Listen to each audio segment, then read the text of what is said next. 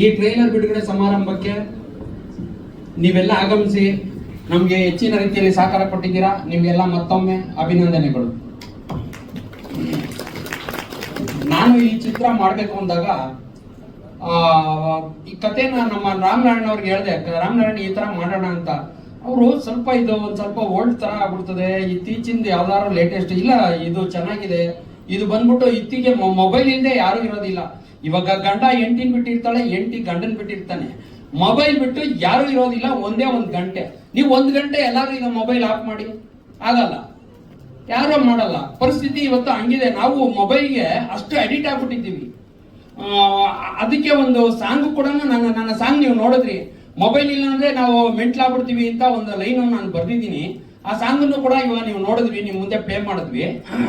ಅಂತ ಪರಿಸ್ಥಿತಿ ಇವತ್ತು ನಮ್ಗಿದೆ. ಮುಂಚೆ ಒಂದು ಕತೆ, ಒಂದು ಕಾದಂಬರಿ, ಒಂದು ಪುಸ್ತಕ ಓದೋರು, ಎಲ್ಲಾದ್ರೂ ಟೈಮ್ ಸಿಕ್ಕಿದ್ರೆ ಸಾಕು ಒಂದು ಪುಸ್ತಕ ಕೈಯಲ್ಲೇ ಇಟ್ಕೊಂಡು ಹೋಗೋರು. ಎಲ್ಲೋದ್ರು ಒಂದು ಕತೆ ಓದೋರು, ಒಂದು ಕಾದಂಬರಿ ಓದೋರು, ಇಲ್ಲ ಒಂದು ನ್ಯೂಸ್ ಪೇಪರ್ ಆದ್ರೂ ಇರೋದು ಕೈಯಲ್ಲಿ.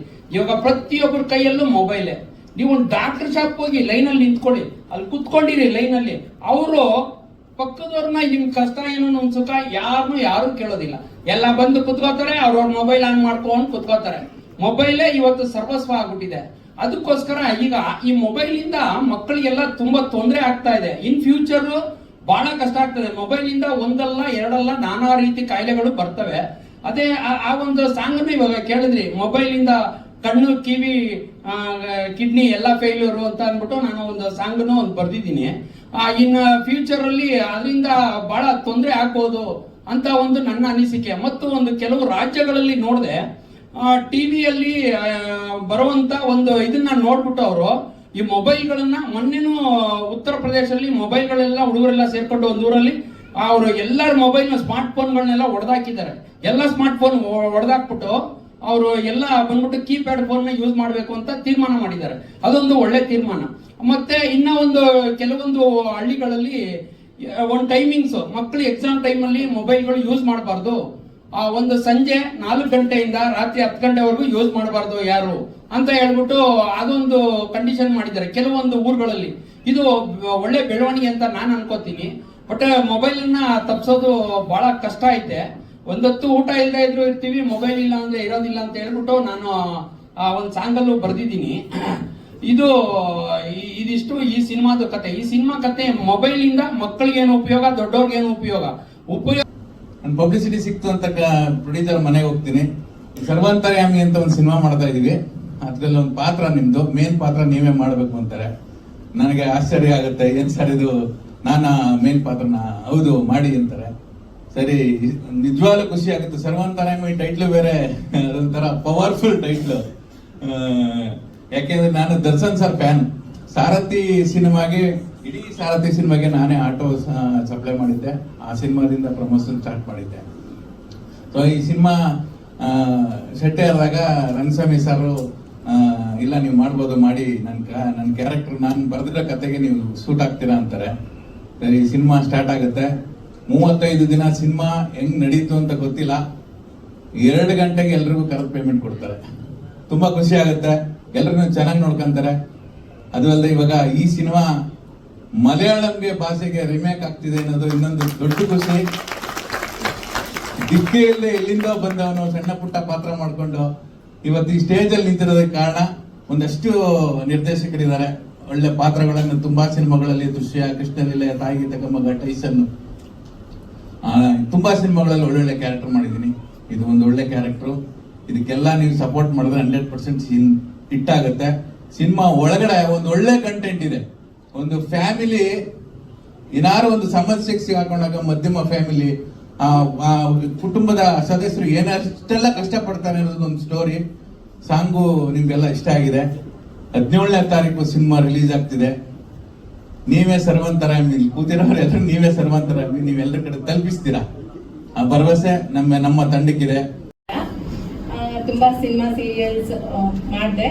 ಅದಾದ್ಮೇಲೆ ಸರ್ವಾಂತರ್ಯಾಮಿ ಸಿನಿಮಾಗೆ ಅಚಾನಕ್ ಆಗಿ ನನಗೆ ಗೊತ್ತಿಲ್ಲದೆ ಬಂದಂತ ಆಫರ್ ಅದು.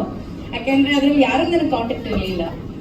ದಿಢೀರಂತ ಫೋನ್ ಮಾಡಿ, ಮೇಡಮ್ ಈ ತರ ಒಂದು ಸಿನಿಮಾ ಇದೆ, ಮಾಡ್ತೀರಾ ಸರ್? ಪೇಮೆಂಟು ಮೇಡಮ್ ನಮ್ದು ಪೇಮೆಂಟ್ ಅಷ್ಟಿಲ್ಲ ಅಂದ್ರೆ ಇಷ್ಟೊಂದು ಕೊಡ್ತೀವಿ, ಕೊಡೋದು ನೀಟಾಗಿ ಕೊಡ್ತೀವಿ ಅಂದ್ರು. ನಮ್ಮ ಸಿನಿಮಾದಲ್ಲಿ ಅದೇ ಇವಾಗ ಇಂಪಾರ್ಟೆಂಟ್ ಆಗಿದೆ. ಅಷ್ಟು ಕೊಡ್ತೀವಿ ಇಷ್ಟು ಕೊಡ್ತೀವಿ ಅಂತ ಪೇಮೆಂಟೇ ಬರೋದು ಕಷ್ಟ. ಅಂಥದ್ರಲ್ಲಿ ಕೊಡಬೇಕಾಗಿರೋದನ್ನ ಶೂಟ್ ಮುಗಿದ ತಕ್ಷಣ ಅಚ್ಚುಕಟ್ಟಾಗಿ ಅದನ್ನ ಪೇಮೆಂಟ್ ಮಾಡೋರು, ಅದೊಂದು ತುಂಬಾ ಖುಷಿ ವಿಚಾರ. ಡೈರೆಕ್ಷನ್ ಇದರಲ್ಲಿ ನಮ್ಮ ಪ್ರೊಡ್ಯೂಸರ್ ಆಗಲಿ, ಡೈರೆಕ್ಟರ್ ಆಗಲಿ, ಆಮೇಲೆ ನಮ್ಮ ರಾಮನಾರಾಯಣ್ ಸರ್ ತುಂಬಾ ಕೋಆಪರೇಟ್ ಮಾಡಿ ಮೇಡಮ್ ಮಾಡಿ ಚೆನ್ನಾಗಿದೆ ಅಂತ ಹೇಳ್ಬಿಟ್ಟು ಇದು ಮಾಡಿದ್ರು.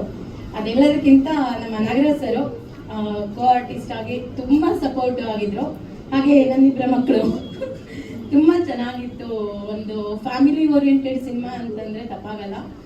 ಅಂಡ್ ಶೂಟ್ ಮಾಡುವಾಗಲೂ ಅಷ್ಟೇ ನಾವು ಬೇರೆ ಕಡೆಯಿಂದ ಬೇರೆಯವರು ಅಂತ ಅನ್ನಿಸ್ಲೇ ಇಲ್ಲ. ತುಂಬಾ ಎಲ್ಲರಿಗೂ ಅಷ್ಟು ಸಪೋರ್ಟಿವ್ ಆಗಿರೋದ್ರಿಂದ ತುಂಬಾ ಚೆನ್ನಾಗಿ ಬಂತು.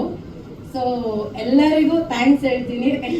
ನನ್ನ ಡೈರೆಕ್ಷನ್ ಡಿಪಾರ್ಟ್ಮೆಂಟ್ ಇರ್ಬೋದು, ನಮ್ಮ ಡಿಪಾರ್ಟ್ಮೆಂಟ್ ಇನ್ನೂ ಬಂದಿಲ್ಲ, ಸುಮಾರು ಜನ ಮಿಸ್ ಆಗಿದ್ದಾರೆ, ಏನೋ ಹುಷಾರಿಲ್ಲ ಅಂತಿಲ್ಲ. ಬಟ್ ಎಲ್ಲರಿಗೂ ಥ್ಯಾಂಕ್ ಯು. ತುಂಬಾ ಚೆನ್ನಾಗಿತ್ತು. ಅಂಡ್ ಆ ಎಕ್ಸ್ಪೀರಿಯನ್ಸೇ ತುಂಬಾ ಚೆನ್ನಾಗಿತ್ತು. ಸಿನಿಮಾ ಮಾಡಿರೋ ಎಕ್ಸ್ಪೀರಿಯನ್ಸೇ ತುಂಬಾ ಚೆನ್ನಾಗಿತ್ತು. ಸಿನಿಮಾ ಇನ್ನೂ ಅದ್ಭುತವಾಗಿರುತ್ತೆ ಅಂತ ನಂಬ್ತೀನಿ. ಎಲ್ಲರೂ ಥಿಯೇಟ್ರಿಗೆ ಬಂದು ಸಿನಿಮಾ ನೋಡಬೇಕು ಅಂತ ಕೇಳ್ಕೊತೀನಿ. Thank you. ಮೈಸೂರಲ್ಲಿ ಹುಟ್ಟಿ ಬೆಳೆದಿರೋದು. ನಾನು ಒಬ್ಬಳು ರಂಗಭೂಮಿ ಕಲಾವಿದೆ.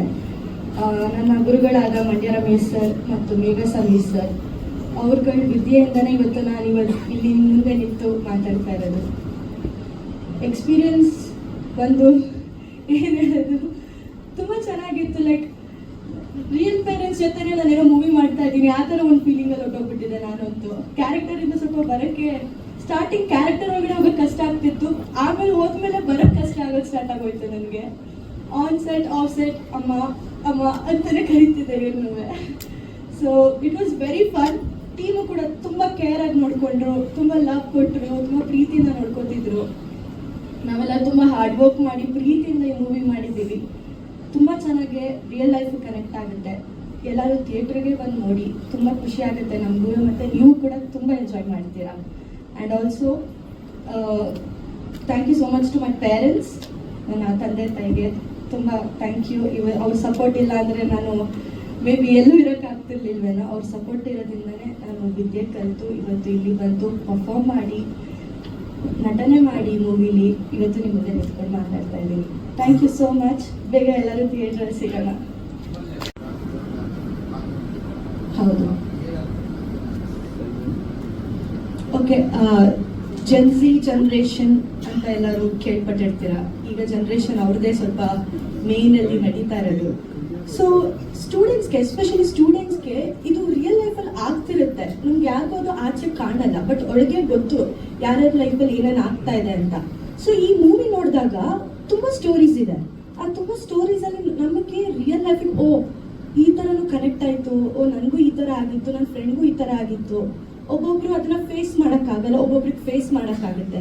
So the powerful meaning is ಏನಾದರೂ ಫೇಸ್ ಮಾಡಬೇಕು ಅದನ್ನು. ಸ್ಟೂಡೆಂಟ್ಸ್ ಆಗಿರ್ಬೋದು, ದೊಡ್ಡವರಾಗಿರ್ಬೋದು, ಎಲ್ಲಾನು ಅಡಿಕ್ಟ್ ಮಾಡ್ಕೊಳ್ಳೋದು ಬೇಡ. ಈವನ್ ಫೋನಲ್ಲಿ ಗುಡ್ ಸ್ಟಫು ಇದೆ, ಬ್ಯಾಡ್ ಸ್ಟಫು ಇದೆ. ಸೊ ಎಲ್ಲಾನು ನೋಡಿಕೊಂಡು ಯಾರು ನಮಗೆ ಸರಿ ಅನ್ಸುತ್ತೆ ಅದನ್ನು ಚೂಸ್ ಮಾಡೋದು ಒಳ್ಳೇದು ಅನ್ಕೋತೀನಿ.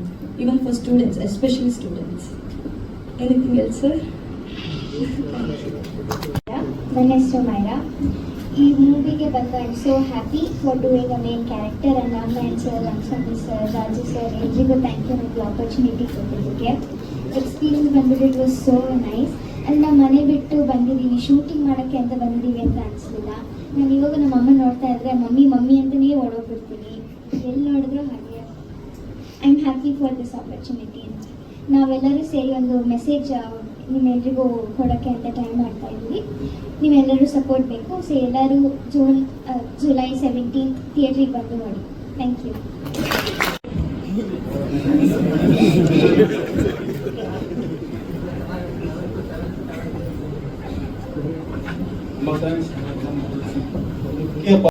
ಎಲ್ಲ ಪ್ರತಿಯೊಂದು ಸಾಂಗೇ ಆಗಲಿ, ಸ್ಟೋರಿನೇ ಆಗಲಿ, ಮತ್ತು ಡೈಲಾಗ್ಸ್ ಕೂಡ ಆಗಲಿ, ಎಲ್ಲನೂ ಕೂಡ ಒಂದು ಸಮಾಜಕ್ಕೆ ಒಂದು ಸಂದೇಶ ಕೂಡ ಮಾಡಿದ್ದೀವಿ. ಆ್ಯಕ್ಚುಲಿ ಅಪ್ಪನ ಕನಸು ಅವಾಗಿಂದ ಮೂವಿಗೆ ಬರಬೇಕು, ಏನೋ ಒಂದು ಮಾಡಬೇಕು. ಆ್ಯಸ್ ಯೂಶ್ವಲ್ ಎಲ್ಲ ಥರ ಅಪ್ಪನೂ ಮನೆ ಜವಾಬ್ದಾರಿ ಬರೋಕ್ಕಾಗಲಿಲ್ಲ. ಸೊ ಇಷ್ಟು ದಿನ ನಮಗೆ ಸಪೋರ್ಟ್ ಮಾಡಿದ್ರು, ನಿಮ್ಮ ಗುರಿ ಏನಿದೆ ತಲುಪಿ ಅಂತ ಹೇಳಿ. ಸೊ ನಮ್ದು ಇವಾಗ ಒಂದಾಯಿತು. ಸೊ ಇವಾಗ ಅಪ್ಪನಿಗೂ ಕೂಡ ಅವ್ರ ಗುರಿ ಕೂಡ ತಲುಪಬೇಕು ಅವರು. ಅವ್ರದ್ದು ಒಂದು ಆಸೆ ಅಂತ ಇರುತ್ತೆ, ಅದನ್ನ ಈಡೇರಿಸ್ಕೋಬೇಕು. ಒಂದು ಮೆಸೇಜ್ ಇದೆ, ತುಂಬಾ ಚೆನ್ನಾಗಿದೆ ಮೆಸೇಜು, ಎಲ್ಲರಿಗೂ ಕೂಡ ರಿಲೇಟ್ ಆಗುತ್ತೆ, ದೊಡ್ಡವರು ಚಿಕ್ಕವರು ವಯಸ್ಸಾದವ್ರಿಗೆ ಪ್ರತಿಯೊಬ್ಬರಿಗೂ ಕೂಡ ತುಂಬಾ ಚೆನ್ನಾಗಿ ಮಾಡಿದ್ದೀವಿ ಮೂವಿ. ಒಂದೊಳ್ಳೆ ಮೆಸೇಜ್ ಇದೆ, ದಯವಿಟ್ಟು ನೋಡಿ.